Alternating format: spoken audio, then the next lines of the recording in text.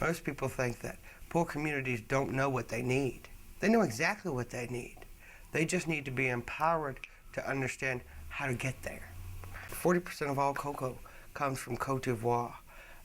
Another 10 or so percent comes from Ghana. So we've got about half of the world's cocoa in a very targeted geographic area. And so our response to ensuring that those children are removed from hazardous and the worst forms of child labor really focuses on a specific area as our first case scenario. I have worked in child labor for over 10 years, and I've really been involved in the cocoa issue from the onset.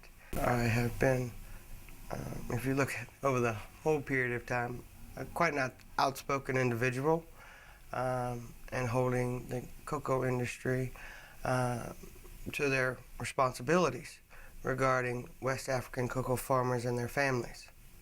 My primary responsibility and target population that I work with and I try to articulate other children and the families of those children.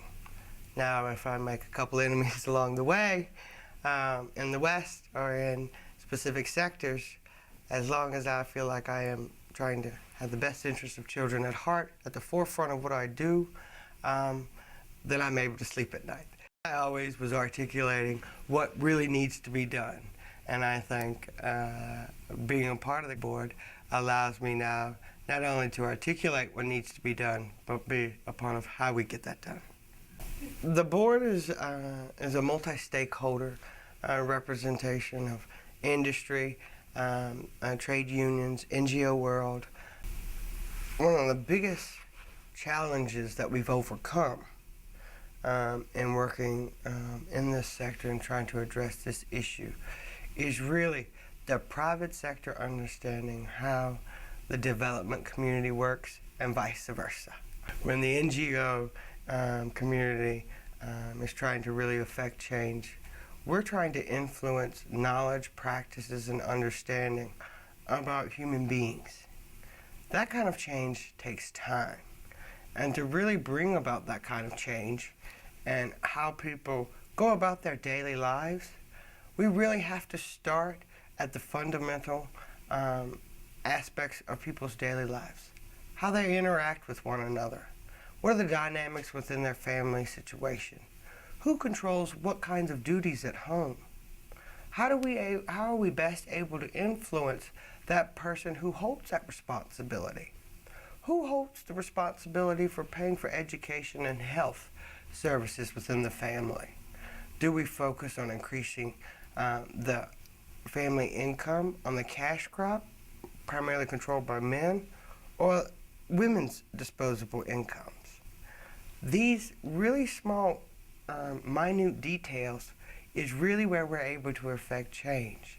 The more we're able to touch, hear, understand the situation of children and their families in these communities, our responses and our approaches and programs will be much more effective in bringing about change.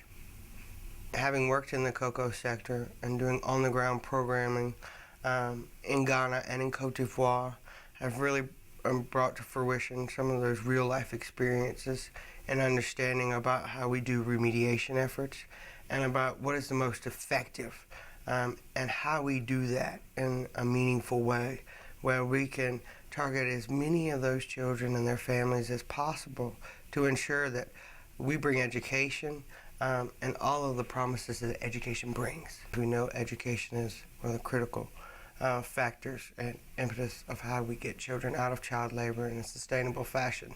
So while child labor is an issue that is cross-sectoral in agriculture and economic development and education, education is the right response to child labor. Because when we invest in education, we invest in health, we invest in economic development. It's very, very important that whatever kind of results or whatever kinds of outcomes come out of our work as a board is able to stand up to any kind of peer review and be beyond reproach. I've always said that the industry needed to do more, and I will always continue to say that. But when is more enough? Someone's always going to be out there. Myself, someone else, and enough is never enough. When there's still one child left out there, we're still not doing enough. The other members of the board from the industry, I know, are in these communities. They go to the countryside, they go to the cocoa farms, they participate in these activities, and they really understand the people in which grow their products. And I think they have realized that we can't just invest in the communities that buy our products. We have to equally invest just as much, if not more, in those communities that grow our products, that provide the raw inputs that allow us to make a chocolate bar, that allow us to do the things that we do with these raw inputs.